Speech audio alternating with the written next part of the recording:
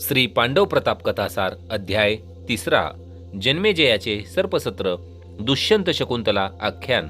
जन्मेजय राजाने सर्पयज्ञाला आरंभ केला तेव्हा ब्राह्मणांच्या मंत्र सामर्थ्याने हजारो अजगर, दुतोंडी, गांडूळ, फोडसे, कवडे, किरडे, धामण्या, डोम इत्यादी अनेक जातींचे महान असे विखार या यज्ञकुंडात येऊन पडू लागले।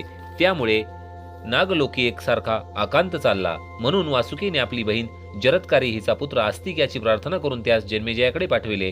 त्याने जन्मेजयाची व तेथे जमलेल्या ऋषीमुनींची पुष्कळ स्तुती केली आणि यज्ञ समाप्त करण्यास सांगितले। परंतु जन्मेजय म्हणाला की ज्या शत्रूच्या नाशासाठी मी यज्ञ केला तो तक्षक या कुंडात येऊन पडल्या वाचून माझे समाधान होणार नाही।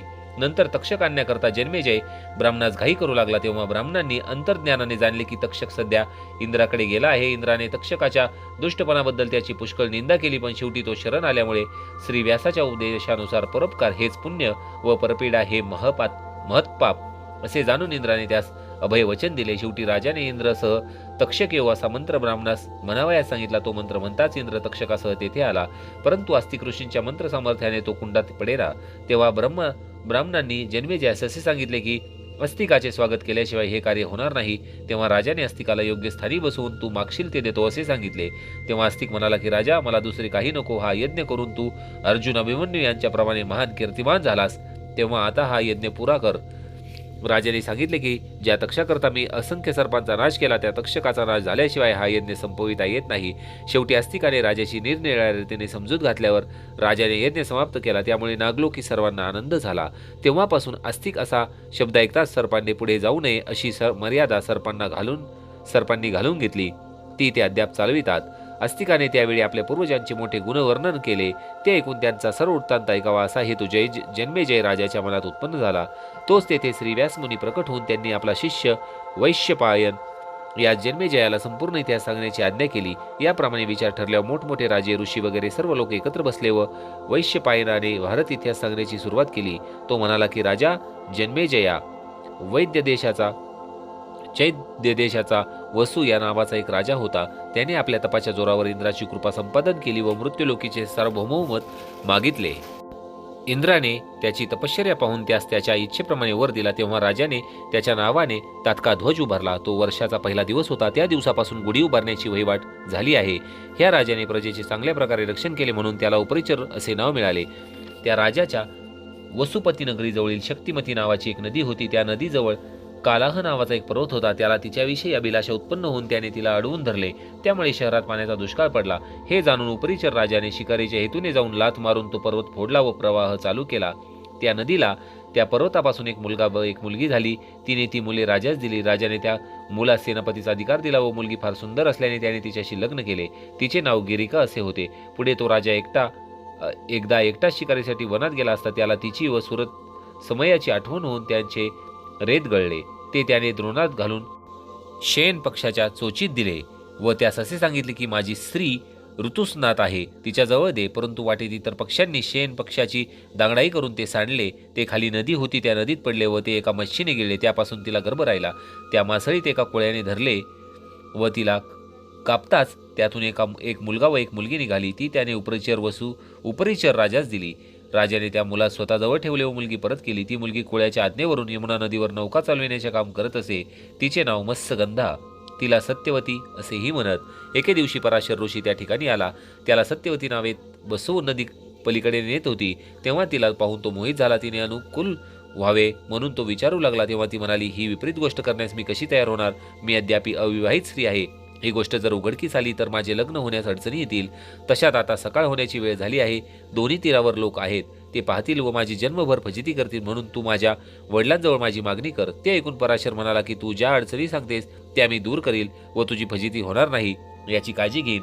मग त्याने असा चमत्कार केला की धुक्याने सर्व झाकून सगळीकडे अंधार केला। तिच्या अंगाला जी दुर्गंधी येत होती ती नष्ट करून तिच्या अंगाचा सुगंध दूरवर जाईल असे केले व तुझ्या कौमार्याचा भंग होणार नाही व एक महाप्रतापी राजा तुझ्याशी विवाह करेल असे तिला सांगितले।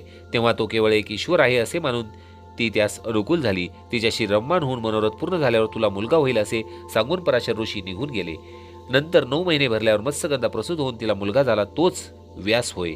तो जन्मतः शास्त्री पुराणे यांच्यात निपुण व विद्वान झाला।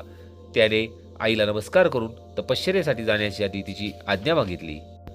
तेव्हा सत्यवती म्हणाली की बाळ, तुला अजून मी पुरते पाहिलेही नाही. तू एकदा गेलास तर मला कसा भेटशील? हे ऐकून तो म्हणाला की तू ज्या ज्या वेळी मला भेटावेसे वाटेल तेव्हा मी तुला प्रकट होऊन तुला भेट देईल. असे सांगून योगबलाने तो तेथे गुप्त झाला. पुढे जन्मेजयाचे वैश्यपायनास विचारले की आमच्या वंशजास भारत म्हणण्याचे कारण कोणते? तेव्हा वैश्यपायनाने राजास कथा सांगितली की अशी की कुरुवंशामध्ये दुष्यंत नावाचा सार्वभौम राजा होता. तो सद्गुणी, स्वरूपवान व महापराक्रमी असा होता. एकदा तो दुष्यंत राजा अपार सैन्य घेऊन शिकारीस गेला असता. परत येताना कण्व मुनीचा आश्रम त्यास दिसला. मग तसाच तो आश्रमात शिरला, पण तेथे त्याला कोणी दिसले नाही. म्हणून राजाने हाक मारली, त्यास कोणीही दिसले नाही. परंतु कण्व मुनींची कन्या शकुंतला बाहेर येऊन तिने मोठ्या सत्काराने त्यास बसण्यास आसन दिले व त्याची पूजा केली. तिला पाहून राजास अतिशय आनंद झाला. शकुंतलेने राजास नाव काय म्हणून विचारले असता तेव्हा तो म्हणाला, मैथुनी राजाचा मी पुत्र, मला दुष्यंत म्हणतात. मी कण्व ऋषींची भेट घेण्यासाठी आलो होतो. ते ऐकून शकुंतला म्हणाली की हे नृपनाथ, माझा पिता फळे आणण्यासाठी अरण्यात गेला आहे. थोडा वेळ आपण बसावे, तो लगेच येईल. त्यावेळी एकांत पाहून राजाचे मन कामाने विचलित झाले. राजा तिला म्हणाला की कण्व मुनी ब्रह्मचारी असता त्यास तू कन्या झालीस, हे कसे घडले? त्यावर शकुंतला म्हणाली की एका ऋषीजवळ पूर्वी माझ्या जन्माची गोष्ट सांगितली आहे, ती मी ऐकली आहे, ती मी तुम्हाला सांगते. पूर्वी गांधी राजाचा पुत्र विश्वामित्र याने घोर तपश्चर्या केली. त्यामुळे इंद्रास धास्ती वाटू लागली व त्याने विश्वामित्राच्या तपश्चर्येचा भंग करण्यासाठी मेनकेला पाठविले. मग ती मेनका कौशिकारण्यात विश्वामित्राजवळ गेली. तेथे विश्वामित्र ऋषीस नमस्कार करून तिने नृत्य गायन करावयास सुरुवात केली. त्यामुळे तिला फार श्रम झाले व ती आपली वस्त्रे तळ्याच्या काठी ठेवून नग्न होऊन स्नान करावयास गेली. इतक्यात वाऱ्याने वस्त्र उडून गेली. ती वस्त्रे धरावयास ती विवस्त्रवर येत असता विश्वामित्राने तिला पाहिले. तिचे रूप पाहून विश्वामित्राला मोह पडला. त्याने धावत जाऊन तिला लिंगन दिले. मग ती दोघे विषयविलासाचा उपभोग घेऊ लागली. नंतर ती गरोदर राहिली. शेवटी विश्वामित्र शुद्धीवर येऊन पुन्हा तपश्चर्येस गेला व मेनका क्रूरपणे आपापल्या उदरातील माझा गर्भ हिमालयावर टाकून स्वर्गाला गेली. पुढे शकुंत पक्ष्यांनी माझ्यावर सावली धरली.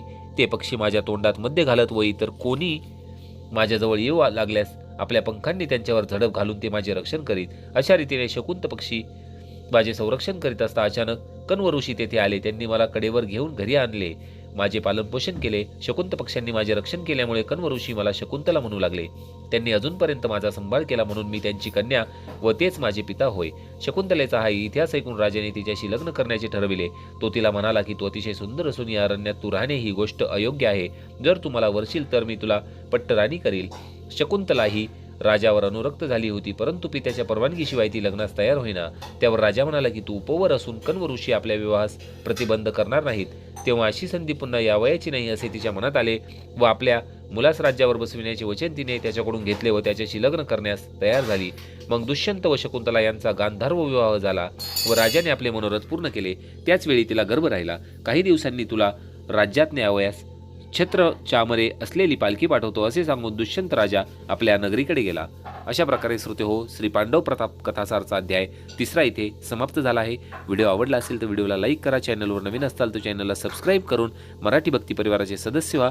लवकरच भेटूया आपण पुढील अध्यायांमध्ये. धन्यवाद.